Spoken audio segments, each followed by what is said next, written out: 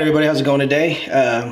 So what I'm going to be doing today is going over a quick, list of what I have inside my Kayak Krate. A couple of people have asked me, sent me messages, seen me at the boat launch a couple times here and there and said, hey man, what is it that you carry inside your crate? Do you mind if I take photos? Do you mind if I take pictures? And I don't mind at all. I don't mind one bit. So I said, better yet, I'm finally going to answer some of these questions for videos and comments for videos. And I'm going to go ahead and post what I do carry inside of my Kayak Krate. I do have the Wilderness System Kayak Krate. I found that this works pretty well for me. I've had a few crates in the past that, man, you know, they didn't work for me. They did the job, but this Kayak Krate does the job, and it does it well. So I like this one a lot better for me. It's got the risers, if you notice. So if you're looking at this here, you can see the risers actually lifted up a little bit. So if you have a smaller, I guess, well in the back, you can actually set this in there and it'll sit in there pretty much well. Matter of fact, my buddy Jared was telling me the other day when I say the other day, but a while back when I first got this thing. This thing's about a year old, and it's done well. So I guess it's definitely earned its place in my arsenal of things to keep for my kayak. Anyway, he was saying, man, I didn't think it was going to fit because I thought that the dimensions were going to be a little off for you. And lo and behold, these risers here were the key to it. They actually worked well, and they did work for me to actually place this crate inside my tank well in the kayak, and it held fine. It actually holds in there very well. It does not over snug or nothing like that. My bungee system goes right over the actual rod holders, and it keeps everything in place pretty well. So let's just go dive into what we got here, okay? Like I said, this is a year old probably now. I've used it for a year, and it is absolutely withstood the test. I've definitely put this thing through some rough stuff. So as you can tell, there's some scratches, a little dirty. I do use this. This is not just a product I have lying around in the garage just for whenever, you know, I want to make a video or something. This is actually something that I keep with me and put on the boat. So let's open it up, see what we got, all right? I carry the things at the top here in this tray here, so it's a solid tray, it doesn't come out, all right? I carry the soft plastics we throw in that day and some jig heads. That's it, all right? The way I see this for me is I don't need to carry a whole bunch. I carry what's going to work for me that day, what I need for that trip. I use what's going to be working in that area that has worked for me in the past. I have a log. I've created journals over the years that I've fished, and I know it works for me in that area during that time frame, during the tide change, during the winds, during that time of year. If you don't do that, I suggest if you're starting out into kayak fishing, maybe something you might want to look at. I had somebody ask me in the store today. They were asking me about how you know, how they made the transition, how they can make the transition from freshwater to saltwater, and it's not tough, I guess. You know, I've never been a freshwater fisherman. I've gone a couple times. I belong in the salt. That's just where my heart is. But I told him, hey, look, man, you're gonna strike out more than you're gonna strike gold at the beginning, and just accept that. You know, it's no big deal. Just enjoy the fact that you're out there paddling and, you know, on the water and getting to see some different places and different marsh systems. You know, those things can pay off for you. That's how I think a lot of people in this game have gotten so good at it over the years. It took them a while to learn how to do these things, and they got out there, put in the time, put in the work and effort, and paddled, and they found places that most people didn't know or had seen, but now they're in an actual, you know, in an actual system now that they can actually find fish in. They're in the water system or in this marsh system that is actually producing for them. And now they know, hey, this time of year is going to work for me, this time of year won't work for me. And they've gone into it, and they've started learning how to fish that area. And it's going to take time. It takes a little bit of time, and you'll get it down, man. Don't worry, all right? Just don't be discouraged. So like I was saying, I normally know what's going to work for me in that area. Commonly, I'm carrying some Slayer ink, obviously some great lures. If you haven't given them a shot, give them a shot. And down south, these are my downside lures are normally the ones I'm throwing. Down south, the Slayer ink, the two soft plastics that I normally work with on a regular. Love those things. They're producers. They work great. It's something that I feel that is definitely going to stay inside my arsenal for the years to come. I do carry some Procure. I have my scissors, braid scissors, have some monofilament line. I carry my license with me as well. And I do keep a cloth in a dry Ziploc bag for my sunglasses. Any of y'all been out there kayak fishing or just fishing in general, you know that, hey man, that redfish, trout, flounder, whatever it is, starts splashing water around and gets on your glasses. Next thing you know, man, you're kind of out of the fight for a little bit, because now you don't want to sit there and scratch every $250 glasses or whatever you paid for them and mess up them lenses, right? So I do carry a soft lens with me, a bottle of water, and if I have to, I just, you know, rinse off the lenses, put my soft cloth to work, put it back inside and wash it off for the next trip and go do the same thing. Carry a little Hermes tool, another set of braid scissors, just scissors, because I throw a lot of braided line on my reels. Like I said, once again, I have this little box here. So if you notice, I have everything that I'm going to need to get me out of a pinch right away. So say I'm throwing a soft plastic bag, get caught on some oyster shell, get caught on whatever is out there, a boot, a tire, who knows, part of the Titanic. Anyway, all I gotta do is reach right behind me, open this first top lid. All right, it's got a secure little little latch right here, and it's not opening up. Open this top lid, and guess what? I'm back in the fight fast. All I gotta do, grab me a lead weight jig head for my soft plastics, and get back into the fight again real quick. Grab me a soft plastic, go back to work. I even sometimes go as far as carrying them in my cargo pockets, the soft plastics, not the hooks. And my cargo pockets, and if I need them, all they do is just quickly grab a jig head from behind me and go back to work. Secure this back up, and there it is. It's closed, right? Like I said, this is very functional for me. If you're a fisherman that's on the go, fast, this may be a kayak crate for you. I love this thing. My buddy Jared has the same one, and I was asking him just the other day, as a matter of fact, probably about a week ago, we were out fishing, and I asked him, hey man, what all do you carry in your crate? And he's just like I am. We carry the least amount of things as possible. Really, it's because we cover a lot of ground. Me and him fish together quite a bit, and we do cover a lot of water. And it's just one of the things, if we don't need it, we don't carry it. I carry water, some snacks. I don't even think Jerry carries snacks sometimes. I think he carries more water than anything. And he just gets out there with his crate, and he don't carry a lot in his crate either. And our rods and reels, net, stringer, things like that, right? So I'll open it up now, see what we have. Actually, just come to the outside real quick. On the outside, if you look, I do have my grips. There's little hook systems that I keep on there.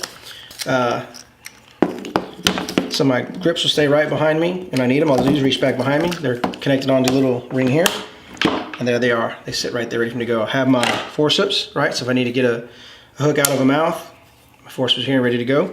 All right, so I put them right here. Once again, everything is easily accessible for me. Everybody knows you've been kayaking for a while. You don't want to sit there and start turning left, right. Next thing you know, you can start rolling these kayaks over, right? Next thing you know, you're turtling and everything's wet, you're wet. Now, funny stories, as funny as it is and embarrassing it is, I turtled a while back with this crate system on the back of my my Tarpon 160i. And I'm gonna tell you now, the bungee systems kept it in, very minimal. A little bit of water got in, very little water got in.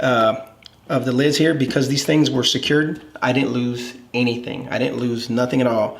And if anyone's been fishing with me, they know I carry some electronics that are a little expensive. I carry like a like a little charging port and things like that. But you don't want to lose what's in this thing, right? I mean, it's these things add up to a couple $100s when you start putting all the soft plastic heads, scissors, grips, glasses, things like that. They start adding up to some money. So nobody wants to lose that because they turtled or whatever the case may be. And I have to go disclaimer out there. I didn't turtle by myself. Something happened.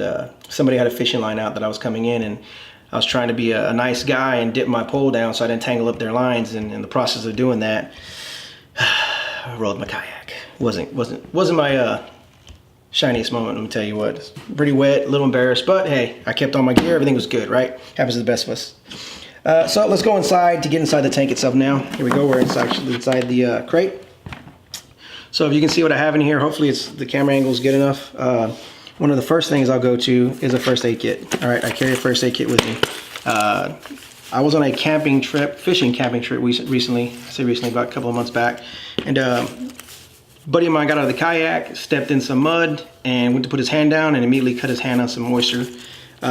Trip was over, no camping that day. You can see where his hand's starting to get infected and swollen up real quick.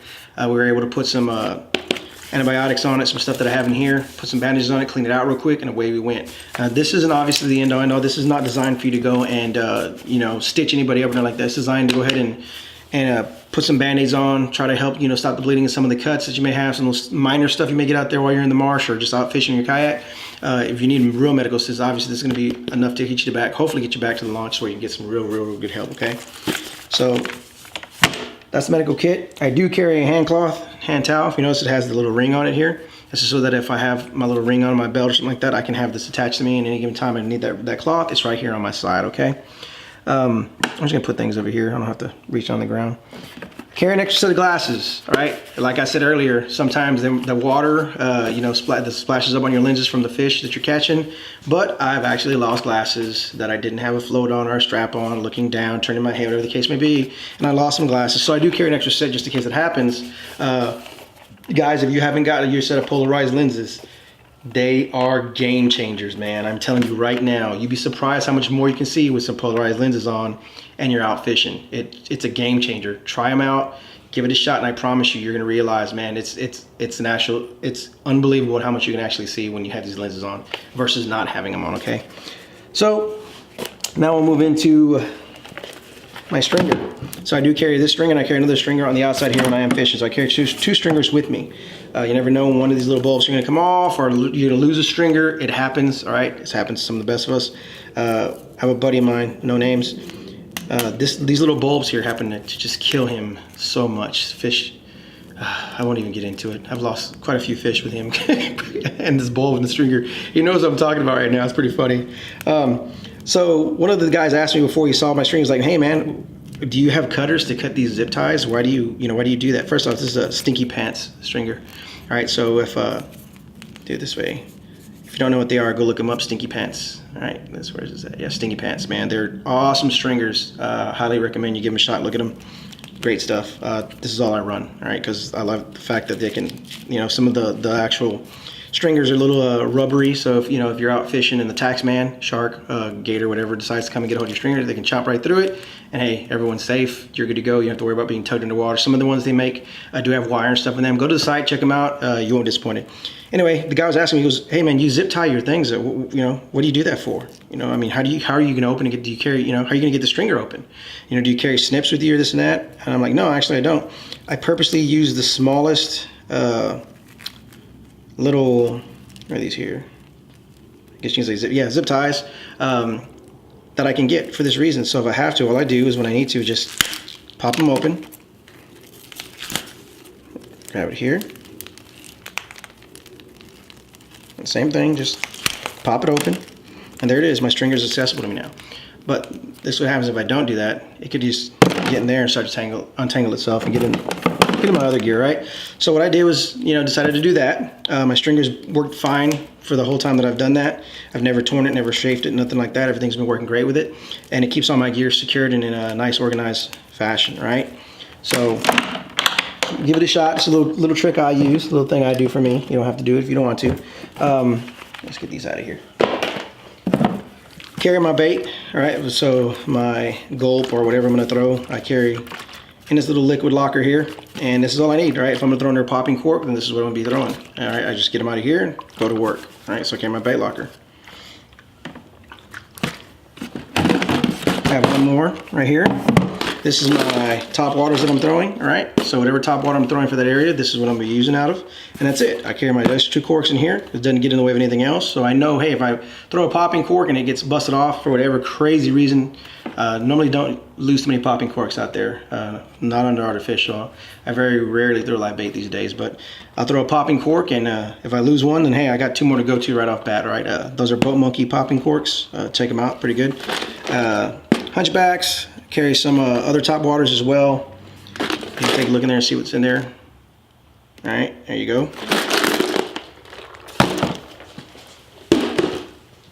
And now we're gonna go into this crate here. And really it's not much other than what's on top of the lid here. All right, they're just replacements for that. If I'm ever fishing with somebody and they don't have something I'm throwing, I have replacements to let them borrow some or just give to them. I'm not going to ask for it back, so obviously I'm not going to let them borrow it. I'm just going to give it to them. I've been at the boat launch, and I've had people out there who weren't catching very well. I'll just give them a handful of whatever soft plastics I have. Say, look, man, try this here. Go to these little areas there. Give it a shot. See if it works for you. It's been working for me, or whatever the case may be. And if I have extra, I'm going to give them to someone. A couple of buddies I go with, sometimes they don't have what I have, or I don't have what they have, and we'll just trade off with each other. So I have a little extra of my soft plastics just in case anything for whatever reason.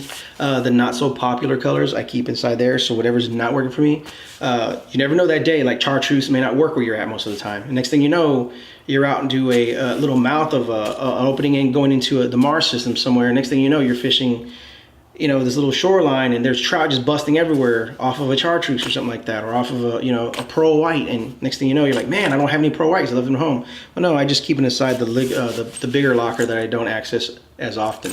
I leave that there for that moment where, hey, I may need something new. The other day, me and my buddy were out fishing early in the morning. It wasn't even daybreak yet. We're taking off, trying to get to our spot, and there's just trout busting the water in the shoreline next to us. I mean, they're just they're just feeding like crazy. They threw top water, threw soft plastic, it just was, they just weren't having what we were throwing. If I would have had some tandem rigs that I normally carry with me when I go do other fishing, I probably would have done well, but I didn't have any tandem rigs because I'd left them out of my crate that day. Lesson learned. Even though I've been doing this for probably 16 years now on a kayak, and I still, you know, make those common mistakes that, you know, you don't think you're gonna need it until you realize, hey, you're on the water, man, I wish I had it. That being said, I still don't carry everything in the kitchen sink with me. I carry minimal as possible. As you can see, I don't carry a lot with me. That's it. That's all that's inside my crate. So for all of you who've been asking, hey, what's in your crate? What do you carry? Do you mind me asking? No, I don't mind you asking one bit. Here it is. That's what I carry inside of it. It stays looking like that any given time. If you don't believe me, you see me at a launch, you see me out in the marsh, check me, man. Come up and say, hey, dude, let me see what's in your crate. And I'm gonna open it up. It's gonna look just like this right here. Cool. Well, hopefully this wasn't too long for you. Hopefully I didn't bore you. I tried to answer whatever I could with what was inside my crate. I'm one of the people that sometimes seeing is believing versus me telling you. Sometimes you just have to see it for yourself and realize, hey, you know what? Oh, that is what's inside his crate. There's no magic to it, right? That's it, man. That's what I carry. I don't carry much other than what you see right here. I do carry another soft cooler. I carry some water, some snacks, my rods and reels, net, measuring board, and that is pretty much it right there. Nothing else. Maybe a GoPro or something like that, or a regular camera, but that's it. All right, so you see what it is. No hidden secrets, no tricks, no glass and mirrors and smoke, any of the other good stuff. This is it, guys. If you have any questions, feel free to shoot me a message, leave me a comment. I'll do what I can to get back to you as quick as I can and answer whatever you may have. Cool. Until then, a tight line, stay safe, good luck, right?